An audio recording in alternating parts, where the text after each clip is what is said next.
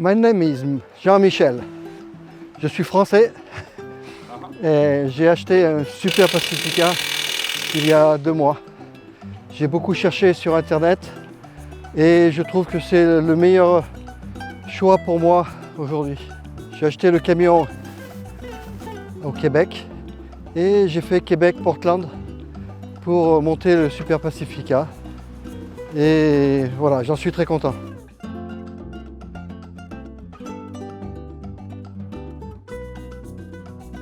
J'ai fait le choix de Super Pacifica parce que je considère que c'est le plus solide et le plus adapté à mes besoins.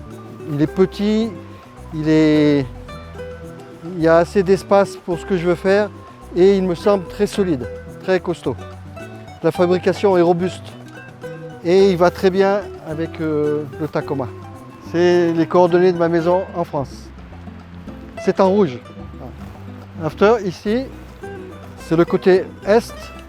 Côté est, c'est les coordonnées de l'Indonésie. Une ville qu'on connaît qui s'appelle Bira. Ici, nous avons le sud. Le sud qui est représenté par les coordonnées d'Ushuaia, tout au fond de l'Amérique du Sud. Après, nous allons aller vers l'ouest. Et là, c'est des coordonnées que vous connaissez peut-être. C'est des coordonnées de Portland. Pacifica et pour Camp Lolo. Absolutely, absolutely. Let's take a walk through the camper. So where you started with the Super Pacific camper, which again is just, in my opinion, the absolute best cab over camper option in the industry right now. So I'm very happy that's what you ended up going with. Inside the camper, we decided to go with goose gear. Yeah. Everything is accessible from this side, but if we walk around here, this is where I think all of the magic happens, right? When we open the back gate here, you can see everything inside. Here, everything in one kitchen module. If we pull this first tray out, we've got your cook partner stove. And if we pull this lever out here, we can pull the whole kitchen out. And you can access your 45-liter refrigerator and plenty of storage on top and behind that as well. In fact, it almost seems like these things were made for each other. Even with the tailgate down, any of these drawers open, we can still use in full all of our camp tables that came with the CBI rear bumpers. So for the goose gear system, everything, like I said, is very modular. You can see from the rear side here that you have pull-out drawers, 2 of them. And with this one, you actually are able to just push this button, pull this panel, and you can access everything that's inside your top drawer. So if you need a quick snack or you got trail tools, I am getting hungry, but we'll put that back in.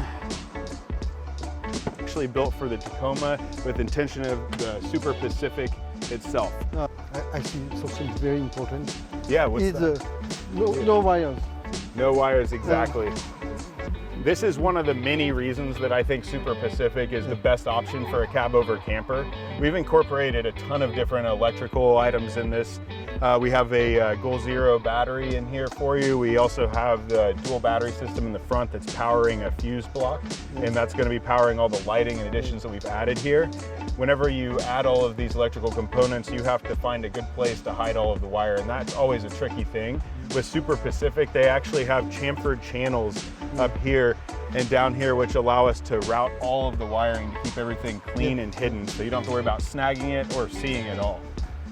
All of these little panels up the pillars, and they actually include a set of 12-volt sockets here, so that's going to give you access for USB as well as a cigarette or car style charging port. Starting at the front of the vehicle, we chose the CBI Dakar front bumper. It gives us a great place for the Warn VR series winch that we selected for you, so you can be safe with recovery.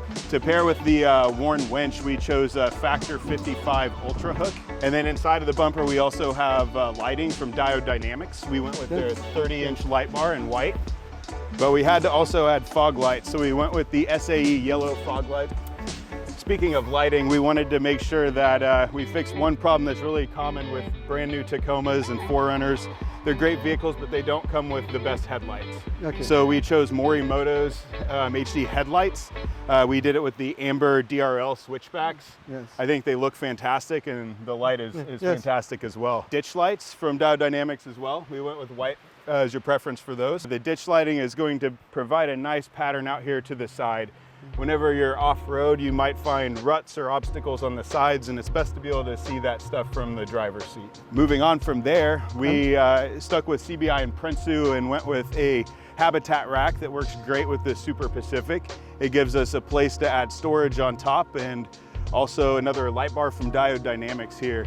To keep the armor consistent around the vehicle as well, we went with CBI's Overland rock sliders, and they can support the full weight of the vehicle. You can use your high lift jack and use these as a jack point to lift the vehicle up. Moving back from the rock sliders, and went with their dual swing high clearance bumper. On this side swing out, we added a high lift extreme jack. Yes. Now that you have rock sliders, you have a front bumper and a rear bumper. You're able to use those as jack points to lift the vehicle. We're also able to store 2 5-gallon jerry cans here for Yes. gasoline. That way you'll be able to get that extra distance, or at least, like we said, get back to fuel whenever Yes, you need yes, it, yes. right? Got your spare tire mounted on it with a set of 4 Max Tracks. For the Max Tracks, we didn't have a lot of extra place to store them, and we wanted them to be very easily accessible for you. So we used the new Overland kitted Max Tracks carrier for the spare tire. It works with a Max Custom tie downs ratchet strap here that's super beefy, and that just straps down to your spare tire, so you got quick access to those. Back to the swing out, we did add Last US Bags Oscar mobile hideout. That's their spare tire trash bag, but it's good for all sorts of things. For wheels and tires, we went with Method race wheels. We're a big fan of Method race wheels, and I know that you like the way that these looked, and that's very important. Fitted to those, we went with probably my favorite tire option right now. This is Mickey Thompson's Baja Boss Mud Terrain. These are very, very quiet, and they do great off-road. They have awesome traction. So we wanted to make sure you had all the stopping power that you could get. We added a lot of weight to the vehicle. We went with the X-Line Big Brake Kit. It's a stage 1 from Power Brake, which is perfect for your use case. The last bit of protection that we have on the vehicle, which you won't really be able to see from here, but we have a full set of skid plates from CBI Off-Road Fab. We went with those in steel, and we powder coated them black to match everything else. So that is about the best protection that you can get. And what we did is we upgraded your suspension.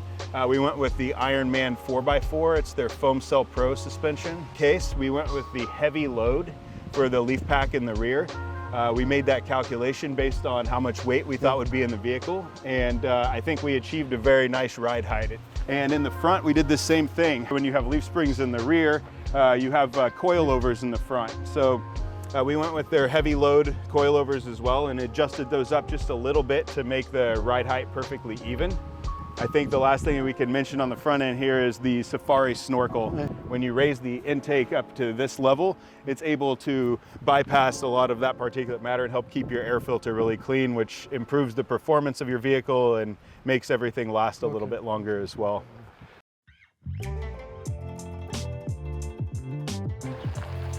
Au revoir. Bye bye.